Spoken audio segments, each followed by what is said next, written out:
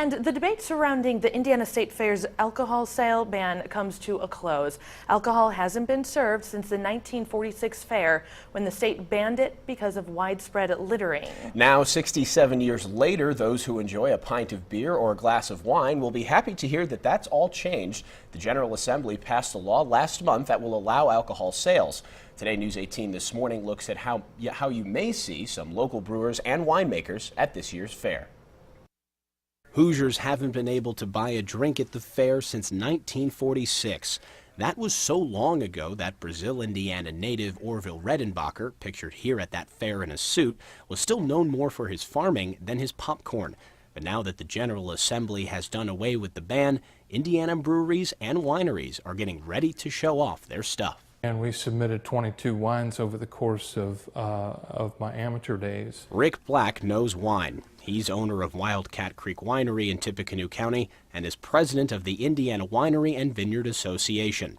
When the bill was signed into law, Black says the state's wine industry rejoiced. Oh, we're ecstatic. I'm personally ecstatic. I think it's the most exciting time to be in the wine industry here in Indiana. It's also an industry seeing tremendous growth. Black says about 2 wineries open every year in the state. Now there are 73 in Indiana, and many will join with Wildcat Creek to bring a new flavor to this year's fair. Before the bill passed into law, Indiana and North Carolina were the only 2 states in the country that didn't allow alcohol sales at their state fairs. One of the few things growing faster than Hoosier winemaking is craft brewing. We do a line of German beers, which is not very common.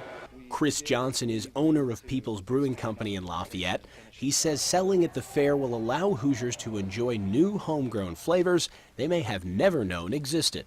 I love the creativeness of creating beer and using the ingredients to manipulate and make different flavors. That sort of craft art side of it is my favorite part of it. Lafayette Brewing Company owner Greg Emig is also on the board of directors for the Indiana Brewers Guild. He says exposure at the state fair can do wonders for a small craft brewery. The ability for them to go down to a city like Indianapolis at the state fair and have, 500,000 people, 1 million people come by and be exposed to their product, it's certainly a good thing. And though they choose to make a different drink, local vintners and brewers will share a future under the summer sun in Indianapolis. Bright future, tremendously. It's so bright we got to wear shades. Opponents of the law said it would take away from the family atmosphere at the fair, but the bill received more than 70% of the vote in both the Indiana House and Senate. This year's fair runs from August 1st through the 17th.